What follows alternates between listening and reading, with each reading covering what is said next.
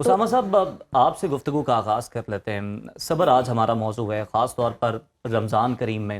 تو یہ بتائیے کہ رمضان ہمیں کس طرح سے صبر کرنے کا، برداشت کرنے کا، عدم برداشت کو ترک کرنے کا درس دیتا ہے۔ بسم اللہ الرحمن الرحیم۔ یقیناً بڑا اہم موضوع ہے اور رمضان المبارک سے آپ نے بڑا خوبصورتی سے اس کو ریلیٹ کیا ہے۔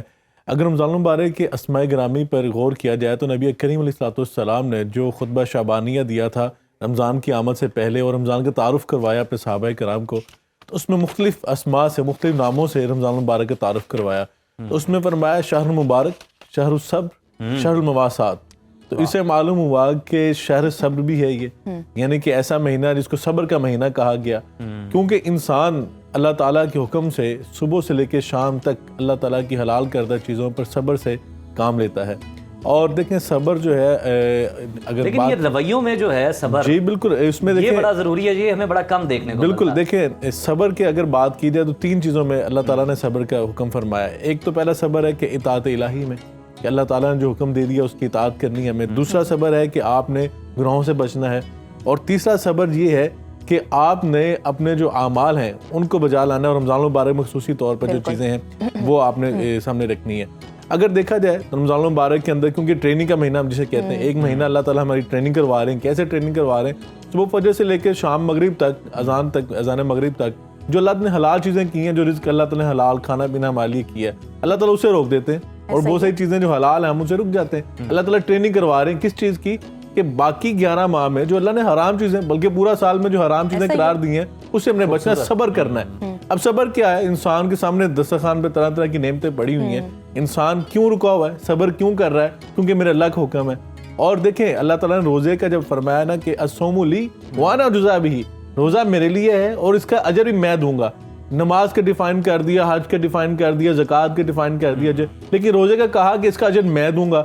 اور صبر کا بھی اللہ تعالیٰ نے یہ کہا انما یوفی الصابرون اجرهم بغیر حساب، کہ جو صبر کرنے والے ہیں ان کو بغیر حساب میں قیامت کے دن اجر دوں گا۔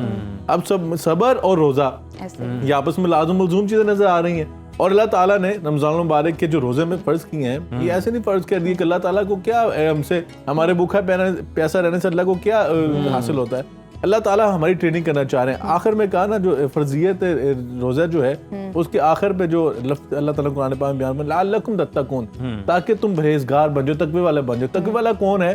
جو اللہ کی بندگی، اللہ کی غلامی میں آ جاتا ہے، اور غلام کی اپنی مرضی نہیں ہوتی، غلام کو جو آرڈر کیا جاتا ہے وہ اس آرڈر کو جو ہے وہ اس کو اوبے اسے کرنا ہے، ٹھیک ہے؟ اللہ تعالیٰ نے جو ہمیں آرڈر کر دیا ہم نے اس کے اوپر چلنا ہے۔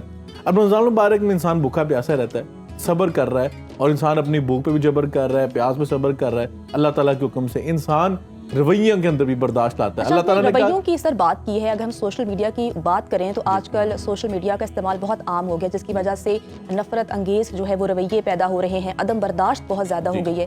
اس پر کیسے قابو پایا جا سکتا ہے؟ بالکل دیکھیں رمضان المبارک جب آپ کو ایک برداشت کا مادہ، صبر کا مادہ آپ کے اندر پیدا کر رہا ہے، اس کے اندر اللہ تعالیٰ فرماتے ہیں کہ انسان کی صرف بھوکا پیاسا رہنے کا روزہ نہیں ہے، انسان کی زبان کا بھی روزہ ہے، انسان کے کان کا روزہ ہے، انسان کے دل کا روزہ ہے، انسان کے اعمال کا روزہ ہے۔ اب کیسے انسان کے سامنے جب نبی پاک نے فرمایا کہ اگر آپ کے ساتھ کوئی بدتمیزی کرتا ہے، جھگڑتا ہے آپ کے ساتھ بد تہذیبی کرتا ہے، تو آپ نے کیا کہنا ہے؟ انی صائم، میں روزے سے ہوں، خاموشی۔ اسے کہتے ہیں میں روزے کی حالت میں ہوں، میں تمہارا جواب نہیں دے سکتا۔ اب دیکھیں رمضان مبارک کے اندر انسان بہت ساری چیزیں ہوتی ہیں کہ انسان کے ساتھ بعضوں کا بد تہذیبی بھی ہو جاتی ہے، بد کلامی لوگ کرتے ہیں، لیکن انسان روزے کی وجہ سے بچ جاتا ہے۔ اور زبان کا روزہ بھی کہا گیا، زبان کی وجہ سے نہ بندہ جھوٹ بول سکتا ہے، نہ انسان وہاں پہ گالم گلوچ کر سکتا ہے۔ اسی طرح برداشت کا مادہ پیدا ہوتا ہے۔ دیکھیں رویے، انسان کے جو رویے ہیں، انسان ہمیں روزہ کیا ہے، روزہ ٹریننگ کیوں سکھا رہا ہے؟ ہمیں لوگوں کے ساتھ اچھی تہذیب کے ساتھ پیش آنا، اچھے معاملات لوگوں کے ساتھ کرنا۔ اور بعض اوقات دیکھیں انبیاء کرام علیہ السلام کے اللہ تعالیٰ نے قرآن پاک میں لوگوں سے انٹریکشن کو پیش کیا ہے۔ غصے کو کنٹرول کیسے کریں؟ اگر آپ کو بہت غصہ آ رہا ہے، کہا جاتا ہے کہ پانی پی لیں، اگر کھڑے ہیں تو بیٹھ جائیں، کیسے کنٹرول کریں غصے کو؟ دیکھیں رمضان کی حالت میں، روزے کی حالت میں ہم پانی نہیں پی سکتے، لیکن نبی پاک نے فرمایا کہ اگر آپ کو بہت زیادہ غصہ آ گیا، آپ کھڑے ہوئے بیٹھ جائیں، آپ بیٹھے ہوئے لیٹ جائیں اور خاموشی اختیار کریں۔ اور دیکھیں سکھایا گیا کہ اگر دو لوگ آپس میں بہت زیادہ طیش میں آ چکے ہیں تو کوئی ایک خاموشی اختیار کر لے۔ خاموش رہنا بڑا ضروری ہے۔ اسامہ صاحب، قاری صاحب، میں اسی بات کے ساتھ آپ کی جانب آنا چاہوں گا، آپ بھی اسی پر ذرا کمنٹ کیجیے گا، اضافہ کیجیے گا، اصلاح بھی بلکہ کیجیے گا۔ ہم یہ بڑا غلط جملہ سن رہے ہوتے ہیں کہ جناب تم اگر کوئی غصے میں ہے تو اسے کہتے ہیں تمہیں روزہ لگ رہا ہے، मतलब रोज़ा तो हमें एक सब्र का दर्स देता है, गुस्से पर काबू पाने का दर्स देता है, तो फिर इस तरह के जो जुमले हैं ये क्यों कहा जाते हैं और गुस्से पर किस तरह से काबू पाया जा सकता?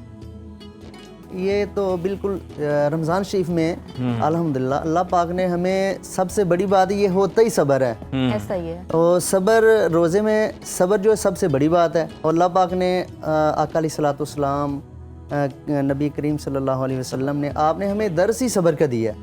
तो रमज़ान शरीफ में तो वैसे ही बरकतों वाला महीना है, वैसे ही रहमतों वाला, बरकतों वाला। तो सब्र कि सुबह से जब जैसे भाई फरमा रहे हैं कि सुबह से जब हमने रोज़ा रखा होता है सारा दिन हम बैठते हैं, कोई चीज़ खाते नहीं, कोई पीते नहीं। और सबसे खाना पीना जो बहुत बड़ी सब्र वाली बात नहीं, सब्र असल में ये है कि अपनी ख्वाहिशात, गुस्से पे कंट्रोल करना, किसी के साथ अपना नफ्स पे अच्छा कंट्रोल हुस्न करना। सलूक करना, ये असल सब्र की बात है।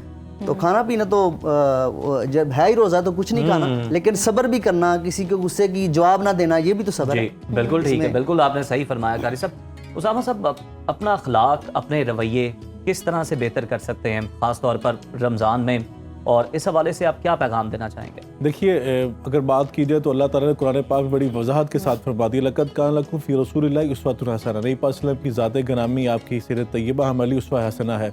और कुरान पाक क्योंकि रमज़ान मुबारक में नाज़िल हो रहा है, शहर रमज़ान अल्लज़ी उनज़िला फ़ील कुरान, रमज़ान का तारुफ ही ये है कि अल्लाह ने अपना कलाम इलाही जो है इस रमज़ान में नाज़िल फरमाया है।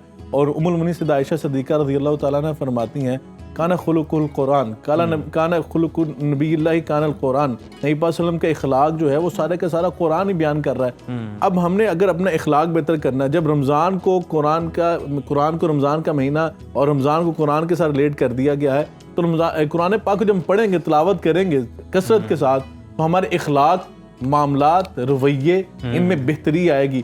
और कुरान करीम में क्योंकि अल्लाह ने फरमा दिया, मैंने ये अंबिया के किस्से सिर्फ किस्सों के तौर पर, कहानियों के तौर पर पेश नहीं किए, मान उसब्बितु भी फवादिक, इसे इसलिए बयान किया गया है ताकि तुम इससे फ़ायदा हासिल करो। अल्लाह ताला ने जो मुख्तलिफ अंबिया के किस्सों को बयान किया, लोगों के साथ इंटरेक्शन है, लोगों के साथ मामलात हैं, लोगों ने उनके साथ कई दफ़ा अच्छा मामला नहीं किया, अंबिया तो अच्छा सलूक उनके साथ करते थे, वो मुकाबले में बदतहजीबी भी करते थे, हत्ता कि अंबिया को कत्ल भी किया गया बनी इसराइल में। लेकिन अंबिया के इंटरेक्शन क्या था? नबी पाक सल्लल्लाहु अलैहि वसल्लम की सीरत तय्यबा भी बयान की गई, अल्लाह ने बयान पर मैं ताइफ के अंदर नबी पाक सल्लल्लाहु अलैहि वसल्लम गए, उन्होंने पथराव किया, बहुत बड़ी मिसाल मौजूद है। किया। उसामा साहब, आपने बड़े दुरुस्त जो है ना वो कोट की मिसाल, बहुत शुक्रिया आपकी आमद का। कारी साहब, आपकी आमद का भी बहुत शुक्रिया। तो नाज़रीन, मैसेज यही है कि अपने अखलाक और अपने रवैयों को भी बेहतर करें। सिर्फ यही नहीं कि आप खाने पीने से अपने हाथ को रोक लें, हलाल चीज़ों से अपने हाथ को रोक लें, बल्कि आपके अखलाक में, आपके रवैयों में ये झलक नज़र आनी चाहिए कि आप रोज़ादार हैं।